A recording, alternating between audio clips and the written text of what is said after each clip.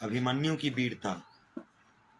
यह एकांकी है जो महाभारत रण क्षेत्र का एक भाग है, जिसमें घमासान युद्ध की आवाजें और वीर अभिमन्यु की जय जयकार दुर्योधन और दुशासन आपस में बातें करते हुए कहते हैं, दुर्योधन, आज हमारी जीत निश्चित है। यह दुर्योधन कहता है। दुशासन आचार्य से, आचार्य द्रोण ने बहुत सोच समझकर चक्रव्यूह की रचना की है। आचार्य ने बड़ी सोच समझकर चक्रव्यूह की रचना की है।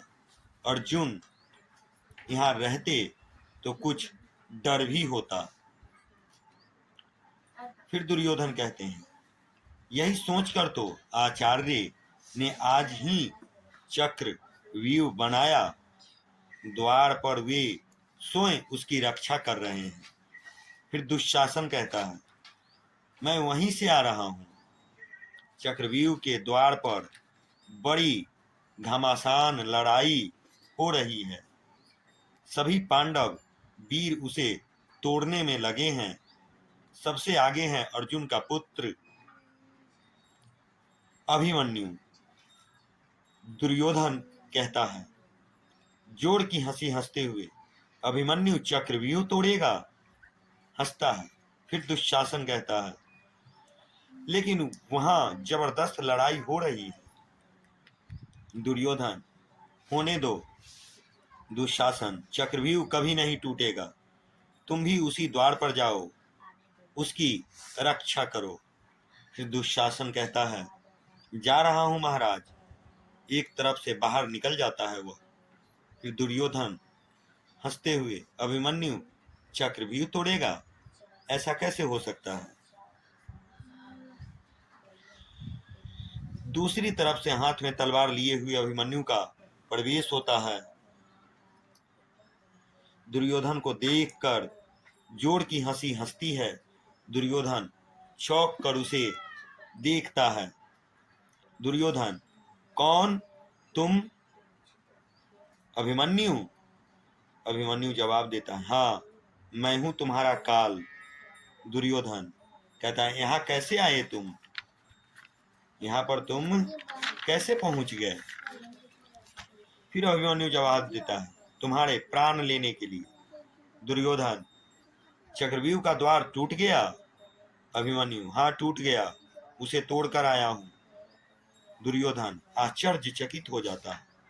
अभिमन्यु, आचार्य पीछे करना, पहले युद्ध करो। दुर्योधन, यहां से अभी लौट जाओ अभिमन्यु। दुर्योधन कहता है, अभिमन्यु, लौटने नहीं आया हूं दुर्योधन, तुम्हारे प्राण लेने आया हूं। दुर्योधन, सावधान अभिमन्यु, मैं कहता हूं। अभिमन्यु व्यंग से कहता हूं। हंसी, कायर, लड़ाई के मैदान में कहा नहीं जाता, लड़ाई किया जाता है। यहाँ जीभ नहीं चलती, यहाँ तलवारें चलती है। तैयार हो जाओ। दुर्योधन, प्राणों का मोह नहीं है तुम्हें? अभिमन्यु से कहता है। फिर अभिमन्यु जवाब देता है, प्राणों का मोह तुम्हारे जैसे कायरों को होता है। मोह है तो लौट जाओ तुम ही, लौटा ले जाओ अपनी सेना। अभिमन्यु यहाँ लौटने नहीं आया है, तुम्हें मुक्ति देने आया है। तुम्हारे पापों से तुम्हें मुक्ति दिलाएगा। फिर दुर्योधन कहता है, अभिमन्यु, मैं तुम्हें बालक समझकर छोड़ रहा हूं। फिर अभिमन्यु जवाब देता है, पापी, तुम्हारे पाप तुम्हारे सिर पर चढ़कर बोल रहे हैं। तुमने हम लोगों को जीवित जलाना चाहा था, हमें 13 वर्षों का वनवास दिया था। आज मैं तुमसे बदला लूंगा। दोनों तलवार से लड़ते हैं।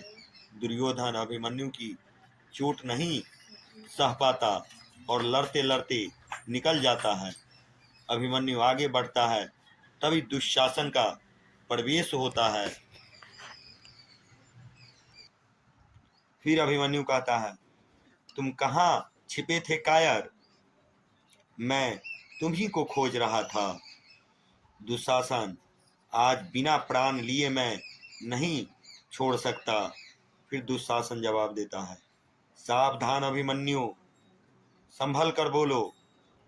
फिर अभिमन्यु कहता है, संभल कर बोलूं, वो भी तुमसे, पापी दुशासन से, जिसने माता द्रौपदी का वस्त्र भरी सभा में खींचा था। आज मैं उन सब का बदला लूंगा तुमसे। दुशासन मुझसे बदला लेगा? हंसी। दुशासन से तुम्हें भय नहीं लगता?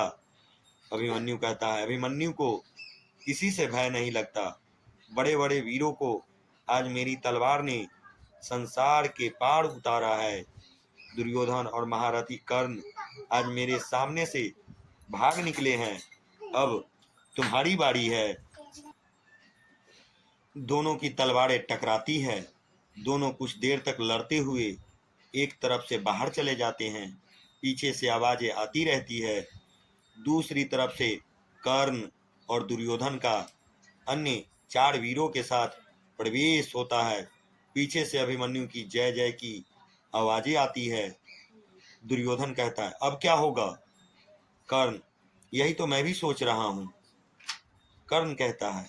फिर दुर्योधन कहता है, अभिमन्यु के सामने आज कोई भी टिक नहीं पाता, मुझे भी हार माननी पड़ी। फिर कर्ण कहता है, मैं भी तो उसके सामने नहीं ठहर सका। मालूम होता है उसके हाथों में तलवार नहीं, बिजली है। फिर दुर्योधन, इस तरह सोचने से कुछ नहीं होगा कर्ण। अभिमन्यु को रोकने का कोई उपाय करना चाहिए।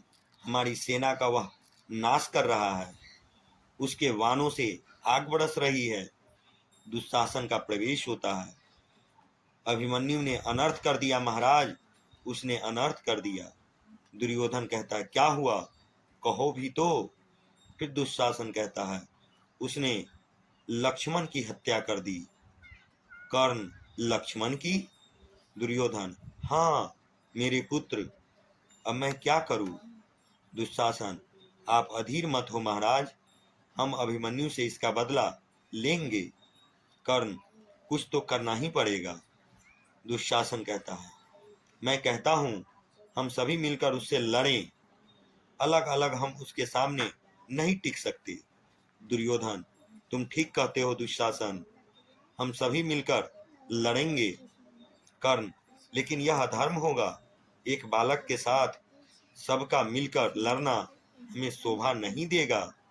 दुर्योधन, इस समय हमें धर्म अधर्म की कोई चिंता नहीं है। हम किसी तरह अभिमन्यु का अंत करना चाहते हैं। अट्टहास करते हुए अभिमन्यु का प्रवेश। अभिमन्यु, तुम सभी यहाँ छिपे हो? कायरो, मैदान से भाग क्यों नहीं जाते?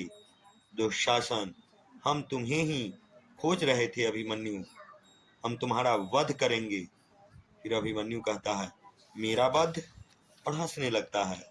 दुर्योधन, हंसो मत अभिमन्यु, अब तुम्हारा काल निकट है, बचाओ अपने आप को। सातों महारथी उसे चारों ओर से घेर लेते हैं। अभिमन्यु, यह अधर्म युद्ध है। सातों उस पर तलवार चलाने लगते हैं। अभिमन्यु बचता है, उनके वार निसफल कर देता है। लड़ते लड़ते उसके हाथ की तलवार गिर जाती है। फिर अभिमन्यु कहता है, रुक जाओ, मुझे अपनी तलवार ले लेने दो, मेरे पास कोई अस्त्र शस्त्र नहीं है। अस्त्रहीन पर तलवार चलाना अधर्म है, अन्याय है। मैं तुमसे भीख नहीं मांगता, धर्म युद्ध मांगता हूँ। मेरे हाथ में भी तलवार दो और तब मुझसे लड़ो। फिर दुशासन कहता है, धर्म युद्ध दूसरे जन्म में लड़ना, और हंसने लगता है और सभी उस पर वार करते जाते हैं। फिर अभिमन्यु कहता है, हंस लो कायरो, हंस लो, अपने अन्याय पर हंस लो। अधर्म से तुम मेरे प्राण लेना चाहते हो, ले लो, कोई चिंता नहीं है। मैं प्रसन्न हूँ कि ये अधर्म युद्ध में मारा जा रहा हूँ, मुझे कोई चिंता नहीं, मैं प्रसन्न हूँ। मेरे पिता गांडीवधारी अर्जुन, महाबली भीम, धर्मराज युधिष्ठिर, आप जहां भी हो सुन ले, मैंने चक्रव्यूह के सभी द्वार तोड़ दिए हैं। आज सभी कौरव पापियों को मैंने हराया है। धर्म युद्ध में मुझे कोई भी नहीं जीत सका है। मैं अधर्म से मारा जा रहा हूँ। मैं अकेला हूँ, ये 7 हैं। मेरे पास एक भी अस्त्र नहीं है। इनके पास सभी अस्त्र शस्त्र हैं। इस अन्याय का बदला आप अवश्य ले। अभिमन्यु गिर पड़ता है। दुर्योधन, दुशासन अट्टहास करते हैं। पीछे से आवाज आती है, वीर अभिमन्यु की जय। यह एकांकी सिद्धनाथ कुमार के द्वारा रचित थी, जो महाभारत का एक अंश है, जिसमें एक बालक की वीरता को दर्शाया गया है। धन्यवाद।